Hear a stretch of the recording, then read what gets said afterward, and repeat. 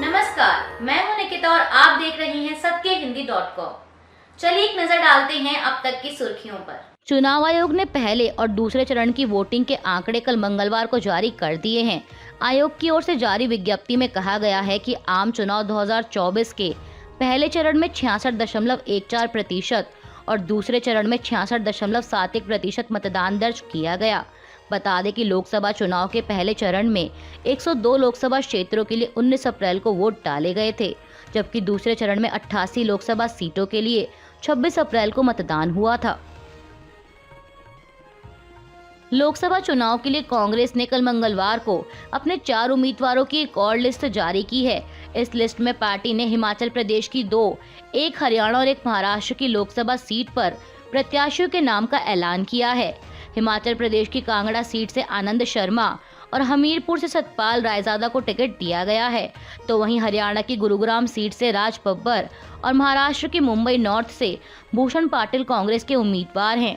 बता दें कि हिमाचल की हमीरपुर सीट से कांग्रेस प्रत्याशी के सामने बीजेपी उम्मीदवार और केंद्रीय मंत्री अनुराग ठाकुर मैदान में हैं। केंद्रीय गृह मंत्री अमित शाह के फेक वीडियो के मामले में दिल्ली पुलिस की जांच जारी है। मामले में दिल्ली पुलिस अब तक 8 राज्यों में 16 से ज्यादा लोगों को नोटिस जारी कर चुकी है। इसमें हरियाणा में कांग्रेस के वरिष्ठ नेता कैप्टन अजय यादव भी शामिल हैं। पुलिस का कहना है कि फर्जी वीडियो को एक्स पर डालने वाले 25 से ज्यादा लोगों के नाम सामने आ चुके हैं और इनमें ज्यादातर कांग्रेस प्रदेश अध्यक्ष हैं। सभी को पूछताछ के लिए आज 1 मई को सुबह 10:30 बजे द्वारका स्थित IFSO के ऑफिस में बुलाया गया है और अगर सभी बुधवार को नहीं आए तो फिर से कानूनी नोटिस दिया जाएगा। पुलिस ने बताया कि काफी वीडियो डिलीट करवा दिए गए हैं, लेकिन इसके बाद भी लोग इसे एक्स पर पोस्ट कर रहे हैं। जिन लोगों ने अपने एक्स हैंडल से इसे पोस्ट किया है, पुलिस उन सभी को पूछताछ के लिए बुला रही है। दिल्ली पुलिस की स्पेशल सेल के वरिष्ठ अधिकारी के अनुसार जांच नागालैंड, झारखंड, तेलंगाना, उत्तर प्रदेश, मध्य प्रदेश, राजस्थान, हरियाणा और दिल्ली तक फैल चुकी है। दरअसल आपको बता दें कि गृह मंत्री का एक एडिटेड वीडियो सोशल मीडिया पर जमकर वायरल हुआ है, जिसमें वह कहते हुए सुनाई दे रहे हैं कि भाजपा की सरकार बनेगी तो गैर संवैधानिक SC, ST और OBC के आरक्षण को हम समाप्त कर देंगे। इसी फेक वीडियो को लेकर दिल्ली पुलिस मामले की जांच कर रही है। प्रधानमंत्री मोदी ने तेलंगाना में एक चुनावी रैली को संबोधित करते हुए एक बार फिर दोहराया कि मैं SC, ST और OBC के आरक्षण को धर्म के आधार पर मुस्लिमों को नहीं देने दूंगा। उन्होंने कहा कि कांग्रेस वाले वोट बैंक के लिए संविधान का अपमान करना चाहते हैं, लेकिन मैं उनको बताना चाहता हूं कि जब तक मैं जिंदा हूं तब तक अनुसूचित जाति और अनुसूचित जनजाति और अन्य पिछड़ा वर्ग के आरक्षण को धर्म के नाम पर मुस्लिमों को नहीं देने दूंगा। इसके साथ ही PM मोदी ने कांग्रेस के नेतृत्व वाली सरकार पर धर्म के आधार पर मुस्लिमों को आरक्षण देने और कोटा की सीमा को कम करने का आरोप लगाया। उन्होंने कर्नाटक सरकार के मुस्लिमों को OBC की लिस्ट में शामिल करने के फैसले का भी कटाक्ष किया। MSP की कानूनी गारंटी समेत अन्य मांगों को लेकर पंजाब हरियाणा के शंभू बॉर्डर पर किसानों का विरोध प्रदर्शन अभी भी जारी है। इस बीच खबर सामने आई है कि किसान आंदोलन का असर ट्रेनों पर भी होने लगा है। ABP की एक रिपोर्ट के मुताबिक तमाम ट्रेनें रद्द कर दी गईं, जिसके बाद कल मंगलवार को चंडीगढ़ रेलवे स्टेशन के सभी प्लेटफॉर्म यात्रियों से भरे नजर आए। हालात ये हो गए कि इस भीषण गर्मी में दोपहर बाद चंडीगढ़ स्टेशन पर पांव रखने की भी जगह नहीं थी। पूछताछ कक्ष से लेकर रिजर्वेशन काउंटर तक यात्रियों की लंबी लाइन लगी हुई थी। मीडिया रिपोर्ट्स के अनुसार शंभू बॉर्डर पर आंदोलन शुरू करने वाले पंजाब के किसान 17 अप्रैल से अंबाला सेक्शन के शंभू स्टेशन पर रेलवे ट्रैक पर भी मौजूद हैं। इसका संज्ञान लेते हुए उत्तर रेलवे ने इस सेक्शन पर एक्सप्रेस और पैसेंजर ट्रेनों समेत कई ट्रेनों को रद्द करने का फैसला किया है। राष्ट्रपति द्रौपदी मुर्मू आज 1 मई को अयोध्या के दौरे पर रहेंगी। इस दौरान वह हनुमानगढ़ी मंदिर, राम मंदिर और कुबेर टीला में दर्शन और आरती करेंगी। वहीं इस बीच राम जन्मभूमि तीर्थ क्षेत्र के महासचिव चंपत राय ने राहुल गांधी के उस बयान का जवाब दिया, जिसमें उन्होंने कहा था कि राष्ट्रपति द्रौपदी मुर्मू को आदिवासी होने के कारण प्राण प्रतिष्ठा में नहीं बुलाया गया। इस पर जवाब देते हुए चंपत राय ने कहा कि राहुल गांधी ने गुजरात में किसी सभा में कहा है कि अयोध्या में रामलला की प्राण प्रतिष्ठा के अवसर पर राष्ट्रपति द्रौपदी मुर्मू को आदिवासी होने के कारण नहीं बुलाया गया। हमें राहुल गांधी के इस वाक्य पर गंभीर आपत्ति है। उन्होंने कहा कि ये असत्य है, निराधार है और भ्रामक है। हम बताना चाहते हैं कि राष्ट्रपति द्रौपदी मुर्मू को प्राण प्रतिष्ठा के अवसर पर अयोध्या पधारने का आमंत्रण दिया गया था।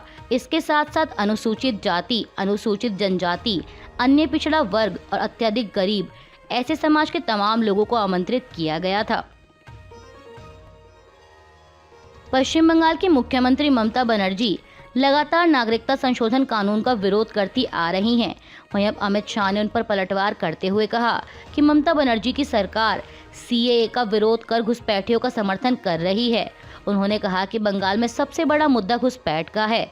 सरहदी राज्यों में जिस तरह से घुसपैठ हो रही है, देश की सुरक्षा पर इसके गंभीर परिणाम आने वाले हैं। शरणार्थियों को नागरिकता मिले, इसमें ममता बनर्जी को तकलीफ क्या है? उन्हें एक ही तकलीफ है कि उनके घुसपैठियों की वोट बैंक नाराज होती है। बंगाल में ममता बनर्जी की सरकार सीएए का विरोध कर रही है और घुसपैठियों का समर्थन कर रही है और पूरा बंगाल इसे गंभीरता से देख रहा है। प्रज्वल रेवन्ना के कथित अश्लील वीडियोस के मामले पर केंद्रीय गृह मंत्री अमित शाह ने एबीपी न्यूज से बात करते हुए राज्य की कांग्रेस सरकार पर निशाना साधा है। बीजेपी जेडीएस गठबंधन के उम्मीदवार प्रज्वल रेवन्ना के मामले पर जब उनसे सवाल पूछा गया तो इस पर उन्होंने कहा कि ये आरोप सच्चा है या झूठा है। चुनाव के वक्त किसी वीडियो के आधार पर मैं कुछ नहीं कह सकता। केंद्रीय मंत्री ने कहा कि वहां कांग्रेस की सरकार है, कांग्रेस क्या कर रही है, हमें क्या सवाल पूछ रही है, कांग्रेस कदम उठाए। अगर कोई नकारा है तो कर्नाटक का मुख्यमंत्री नकारा है, आपका गृह मंत्री नकारा है, मगर कांग्रेस शिकायत क्यों कर रही है और किससे कर रही है? और आप भी हमसे सवाल कर रहे हैं, कोई प्रियंका गांधी और राहुल गांधी से सवाल क्यों नहीं पूछता? गृह मंत्री ने आगे कहा कि देश का गृह मंत्री राज्य की कानून व्यवस्था में दखल नहीं दे सकता। ये हमारे संविधान में बनाया हुआ कानून है। लॉ एंड ऑर्डर राज्य का जिम्मा है। ये सवाल मुझसे पूछने की बजाय राहुल गांधी से पूछना चाहिए। अगर आपको मौका मिले तो जरूर पूछिएगा। प्रज्वल रेवन्ना मामले पर आरजेडी नेता तेजस्वी यादव ने कहा कि मैं शुरू से बोल रहा हूं कि भाजपा के लोगों ने बेटी बचाओ बेटी पढ़ाओ का नारा लगाया था और उसके विपरीत काम कर रहे हैं। बलात्कारियों को बचाने का काम किया जा रहा है। ये कोई मामूली घटना नहीं है। 2500 लड़कियों के साथ शोषण हुआ है। भाजपा के लोग लगातार उसके पक्ष में मतदान कराते रहे, वोट मांगते रहे और अब पता चल रहा है कि प्रज्वल रेवन्ना विदेश चले गए हैं। तेजस्वी यादव ने आगे कहा कि कहीं न कहीं भूमिका लग रही है कि इन्हें भगाया तो नहीं गया, वो भी तब भगाया गया है जब 26 अप्रैल को वोट टल चुका है। उन्होंने कहा कि ये स्पष्ट नजर आ रहा है कि वोट के लिए भाजपा के लोग किसी भी हद तक गिर सकते हैं।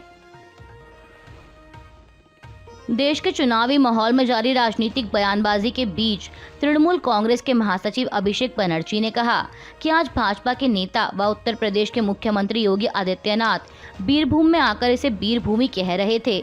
उन्हें इस इलाके का नाम नहीं पता। वहीं बालूरघाट में आकर अमित शाह बोलते हैं बेलूर घाट। टीएमसी नेता ने कहा कि हम क्यों इन्हें बंगाल विरोधी ना कहें। स्वामी विवेकानंद को वे वामपंथी प्रोडक्ट कहते हैं। अमित शाह के नेतृत्व में 2019 के चुनाव के समय भाजपा के गुंडों ने ईश्वर चंद्र विद्यासागर की मूर्ति तोड़ी थी, जिसका जवाब कोलकाता और दक्षिण 24 परगना के लोगों ने 2019 में दिया था। यहां आकर जो लोग हर रोज बंगाल का अपमान करते हैं, उन लोगों को हमें जवाब देना होगा। आम आदमी पार्टी नेता और दिल्ली सरकार में मंत्री सौरभ भारद्वाज ने चुनाव आयोग पर सवाल उठाते हुए कहा कि हमने चुनाव आयोग से एक छोटी सी बात पूछी कि भाजपा ने 1 महीने से पूरी दिल्ली में भद्दे और आपत्तिजनक होर्डिंग लगाए हैं, जिसमें विपक्ष के नेताओं और मुख्य तौर पर अरविंद केजरीवाल को आपत्तिजनक शब्दों से संबोधित किया गया है। हमने पूछा कि उन्होंने इस पर क्या कार्रवाई की, जिस पर चुनाव आयोग का कहना था कि वे यह बताने के लिए बाध्य नहीं है। सौरभ भारद्वाज ने एएनआई से बात करते हुए आगे कहा कि जिस संस्था का काम देश के अंदर चुनाव में पारदर्शिता लाना है, निष्पक्ष चुनाव कराना है, अगर वह चुने हुए प्रतिनिधियों राष्ट्रीय पार्टी के सदस्यों से इस तरह बात करेंगे तो मुझे ज्यादा उम्मीद नजर नहीं आती।